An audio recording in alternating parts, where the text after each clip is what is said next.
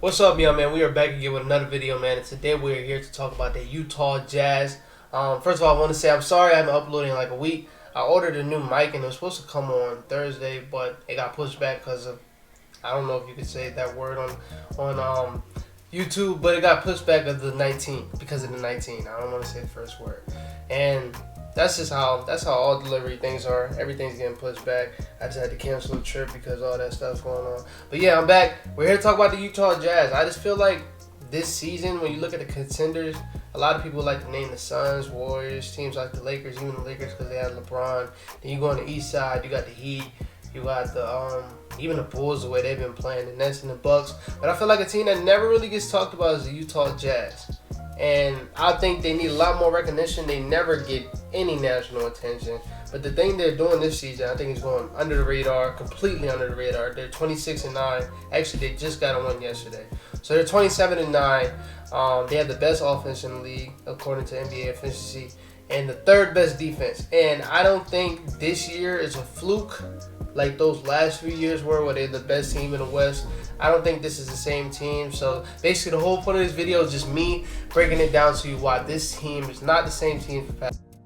So like I said, the past few years, this team was really heavy just on shooting. All they really had as far as offense was just shooting. If they were shooting, if they weren't hitting threes, they lose. That's what happened last year against the Clippers.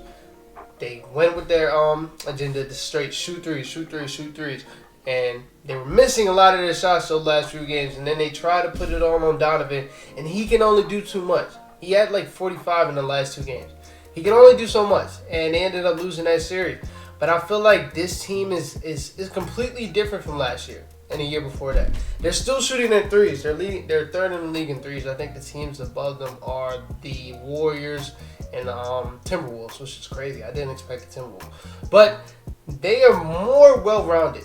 They have, five players in double digits and a couple players at 9 and 7 points. And you can kind of tell. That with the new additions that they're changing a lot. You got Hassan Whiteside coming into this team. He's having one of his best years off the bench, especially probably one of his best years since he was on the Heat. This year he's averaging 8 and 6 with 1.5 blocks. And I didn't really like that signing going into the offseason. I'm like, bro, you have Rudy Gobert. And maybe this is me overthinking it, but I was like, bro, you got Rudy Gobert. Why are you signing a player just like him, but to a lesser degree? But it's been working out. He's been playing real good, and he actually knows his role. You got a player like Rudy Gay, who I didn't have that much expectations going into the year, and he's averaging 9 and 4. Jordan Clarkson, he's having a down year, but it's not really his fault. He is shooting terrible. I'm not gonna lie, that's his fault. He's shooting terrible. He's shooting like 38 from the field, but he's having a down year in points, averaging 15 points. You even got what's his name? Joe Ingles averaging 11 points. They're well balanced, and when you look at the starters, Bojan Bogdanovic is having a career year this year.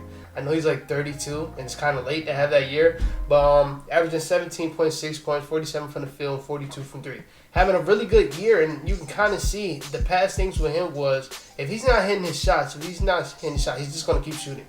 But this year, he's kind of taking it to the whole lot more. There's a lot more post-ups from him. That's what I like to see from him. He did that a lot when he was on the Wizards, and he kind of went away from that when he was on this team because this team really, their only thing is shooting for the past few years. So he just kept shooting. But he's kind of spreading his game out a little bit more. Then you got Mike Conley, who's not really having the year he had last year, but it's not a bad year at all. 14 points, 5 assists, 47 from the field, 42 from the three. You can kind of see this team is really elite when it comes to shooting. And I'm talking about 1 through 5. Everybody knows how to shoot. And then Rudy. Offensively, Rudy is having a career year. Not getting talked about a lot because Rudy gets this whole stigma. A lot of people don't like Rudy. All that stuff that happened before the pandemic, and people try to make it seem like he's the reason why the league shut down. But yeah, a lot of people don't like him. They think a lot of his defensive player of the years were whack and he didn't deserve them, which is false. He probably didn't deserve one, but nah, Rudy is like that on defense. We'll talk about that later. But this year he's averaging 15-4, shooting above 70% from the field, which is It's just crazy, bro. It's just crazy. And I've seen him hit a couple of mid-range shots. I don't want him taking mid-range shots, but I've seen it. So I'm just happy to see him doing more offense. He's kind of like a Jared Allen. Like, they're kind of not really heavy on pick and rolls. They get their pick and rolls, but I've been seeing both of them have a lot of ISO plays, and they've been both scoring off those ISO plays, so I liked it. And then the main piece, Donovan Mitchell. My whole thing with Donovan Mitchell for the past few years was rounding out your game. Yes, you can be that scorer, but give me 5 to 6 assists. Find others. Like, be that main number one option on that team, because I think with a good team built around him, Donovan Mitchell can do that. He can be a number one option on a championship team. And you're kind of seeing it right now. He's averaging 25.8 points, 5 assists, which is really good for him. 46 from the field, 34 from the three. Shooting percentages are kind of low. For him, they're low, but 46 and 34 is great for a lot of people, but they're low from him. But yeah, that 5 assists is just, that's something that jumped off the page to me a lot. And I'm happy to finally see him rounding out his game, getting his team in the game before he kind of gets himself in the game. That's how he was against us. Yes, he had 12 quick points, but he also had five quick assists in that first quarter against the Cavs, and then he just completely dominated. It was him and Darius Garland going back and forth. But yeah, he's one of the best offensive players in this league, and the one thing that he always needed was just the playmaking side, and he's kind of added that, and it's kind of taken this team to a new level because, yeah, you could probably stop Donovan, but the thing was, back in the day, when you stop Donovan, he's going to keep shooting. Now Donovan knows how to pass. He knows how to make them cross-court passes to the people in the corner. The Joey was in the, or the Bojan Bogdanovic in the corner. He knows how to make the extra pass. He can see over the defense now. Not saying that he grew or nothing, but like he understands the game a lot more. And now that just makes his team even more dangerous. And like I said, the team is spread out on offense, and it's not heavy Donovan, and he's not going to have to carry. He will drop them 40-point games in the playoffs. One of the best playoff performance I've ever seen, because he's only been in the league for 4 years and he dominated in every playoffs. But he doesn't have to do that. But trust me, he will. Because like I said, yes, they are a team that shoot a lot of threes. And most of the time, they go in. But when they're not going in, that's when that motherfucker steps up. But the thing is, when they shooting a lot of threes this season, they kind of shy away from it and kind of give Rudy the ball. And that's why I say he's kind of elevated his offensive game. And I love that for Rudy, because I feel like he has decent footwork. And he is 7'1", with probably one of the longest wingspans in the league. So it is a simple skyhook over somebody. And like I said, he's averaging a career high, I think, at 15 points. But yeah, shout out to them for the offensive side. Then when you look on the defense, Rudy Gobert and a hint of Royce O'Neal. And then when you look at the bench, Hassan Whiteside. But the thing with this team is, Rudy Gobert makes his other guys look like really good defenders. He makes Bojan Bogdanovic, Mike Conley, Donovan Mitchell look like really good defenders, because all their job is to do is stay in front of my man. But if my man happens to get past me, I have the 3-time Defensive Player of the Year behind me, and I don't really got to stress. And that's how it's been for the past 3 years. That's why he's been the Defensive Player of the Year for, 2 to 3 past 3 years. And that's why he deserved it. I'm not one to come in here and break down like some... Damn, what the fuck? I'm not one to come in here and break down some advanced stats, because I'm not gonna lie, I'm not that deep. I don't study the advanced stats like people do. But when you look at the advanced stats, I know Rudy Gobert, when it comes to defense, is at the top of all the advanced stats, because he carries his team on defense. But the thing is, they rounded it out though. They got Hassan Whiteside off the bench. So if Rudy Gobert happens to leave a game or not play a game because of protocols, or just be hurt, they substitute him with a player that plays exactly like him. And that's happened before this season. Rudy Gobert wasn't able to play, and Hassan Whiteside stepped up, had a double-double and a couple blocks, and he's still able to tap into that mode if he wants to. He's nowhere near out of his prime. Well, yeah, he probably is. Because Hassan in his prime was like a fucking, what, a 5'5".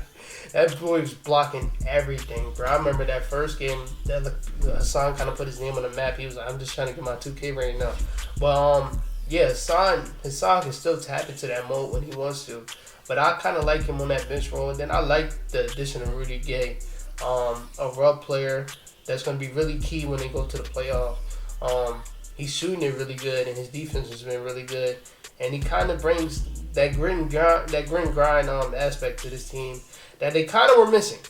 This has always been like a technical team that just will try to outthink you or just shoot out the game, but they never really had that dog.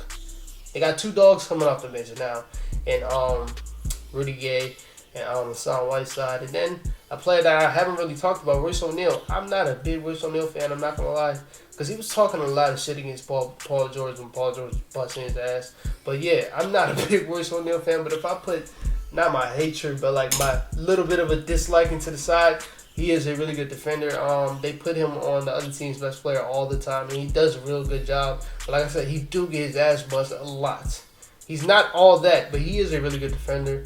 But this team is different from their past years because they're more rounded out, and it's gonna be hard to beat them when it comes to playoff times. I feel like as of right now, when you look at top five contenders, I probably have the Warriors because the shit that they're doing without Clay is crazy.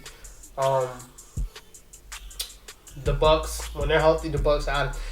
To be honest, when the Bucks are healthy, I can't see right now no team beating them when the Bucks are healthy.